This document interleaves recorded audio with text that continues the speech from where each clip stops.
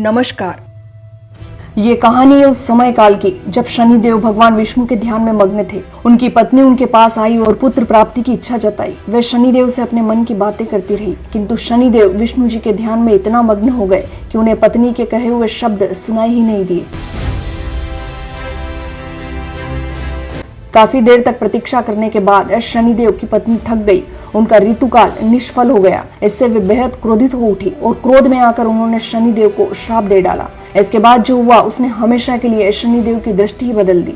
यही वो क्षण था जब शनिदेव कभी नजरें उठा नहीं सके। शनिदेव को जब इस बात का पता चला तो उन्होंने पत्नी से क्षमा मांगी, किंतु तब तक देर हो चुकी थी। जानते हैं आखिर क्या था वो श्राप जिसने शनिदेव की दृष्टि ही बदल दी। मगर उससे पहले आपको बता दें कि इस वर्ष शनि जयंती 27 मई को है। हिंदू पंचांग के अनुसार शनि जयंती हर वर्ष ज्येष्ठ मास की अमावस्या को मनाई जाती है। मान्यता के अनुसार इसी तिथि पर शनिदेव का जन्म हुआ था। शास्त्रों के अनुसार शनिदेव भगवान सूर्य तथा माता छाया के पुत्र है। इन्हें क्रूर ग्रह का श्राप की पत्नी से प्राप्त हुआ था। इनका रंग कृष्ण है। वे हमेशा कृष्ण की भक्ति, ध्यान और तपस्या में डूबे रहते थे। शनिदेव कौवे की सवारी करते हैं। इन्हें न्याय का देवता कहा जाता है क्योंकि वह मनुष्य को उनके कर्मों के आधार पर न्याय देते हैं। शनिदेव को उनके न्यायप्रिय स्वभाव के कारण न्यायाधीश और कर्म फलदाता के नाम से भी जाना जाता है।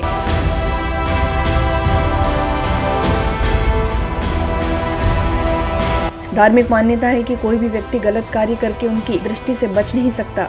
ब्रह्म पुराण के अनुसार शनिदेव बचपन से ही श्री कृष्ण के भक्त थे और हर वक्त उनकी भक्ति में लीन रहते थे। शनिदेव का विवाह चित्ररथ के साथ हुआ था। चित्ररथ बहुत ही सरल, सहज, ज्ञानी, प्रतिभाशाली और पतिव्रता स्त्री थी, किंतु पुत्र प्राप्ति की इच्छा लेकर पति शनिदेव के पास जब चित्ररथ पहुंची तब शनिदेव ध्यान मग्न थे।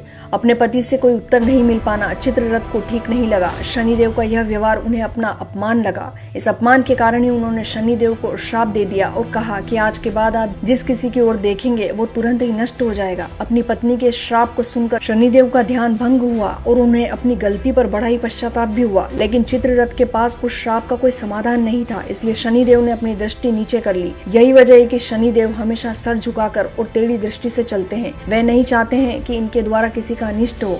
इसीलिए कहा जाता है कि शनिदेव से नजरें नहीं मिलानी चाहिए और उनके सामने सीधा खड़ा नहीं होना चाहिए। उनकी दृष्टि को वक्र दृष्टि यानी टेढ़ी नजर कहा जाता है, जो सीधे न पड़कर टेढ़े से असर डालती है। शनिदेव की दृष्टि क्रूर मानी गई है।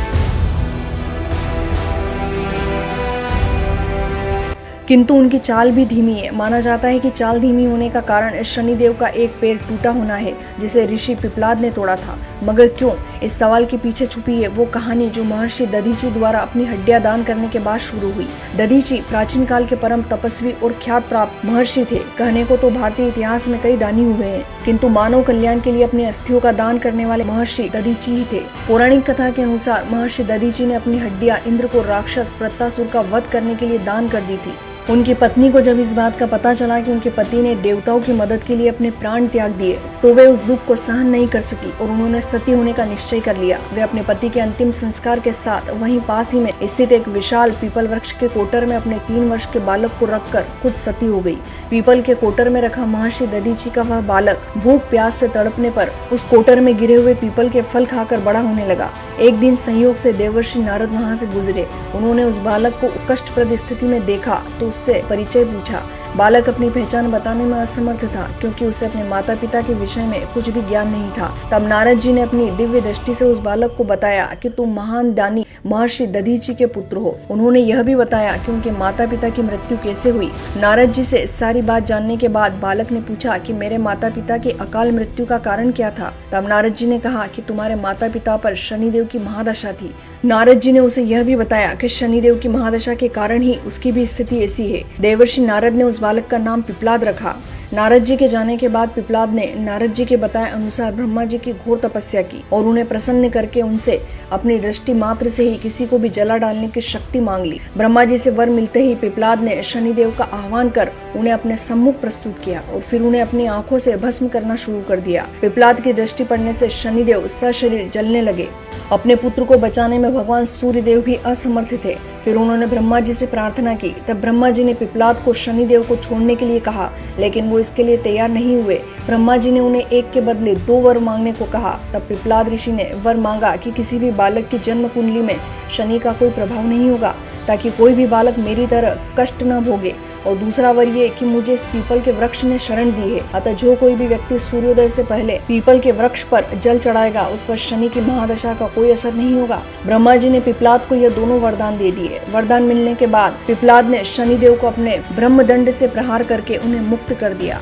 ब्रह्मदंड के प्रहार से ही शनिदेव के पैर क्षतिग्रस्त हो गए और वे पहले जैसे तेजी से चलने की स्थिति में नहीं रहे। इसीलिए माना जाता है कि एक बार शनिदेव किसी राशि में बैठ जाए तो धीमी गति के साथ ही वे उसे छोड़ते हैं, क्योंकि शनि सबसे धीमी चाल से चलने वाले ग्रह हैं। सूर्यमंडल में समस्त ग्रह गतिशील है, सबकी गति अलग अलग है, पर एक राशि में सबसे ज्यादा दिन तक रहने वाले शनि इकलौते ग्रह हैं जो 62 चंद्रमाओं के साथ चलते हैं। शनिदेव को एक राशि के 9 हिस्सों नक्षत्रों के 9 चरण यानी 2.25 नक्षत्रों को पार करने में लगभग 2.5 वर्ष का समय लगता है, अर्थात वह एक राशि में तकरीबन 2.5 साल रहते हैं। इतना ही नहीं, उनका तीव्र वेग आगे और पीछे की भी एक एक राशियों पर पूरा असर डालता है। यही स्थिति 7.5 कहलाती है।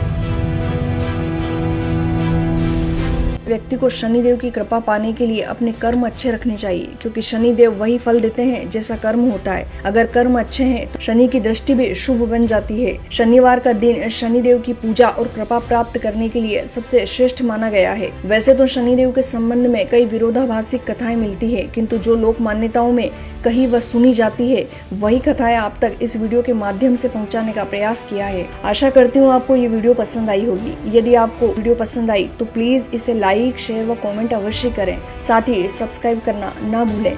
जय श्री महाकाल।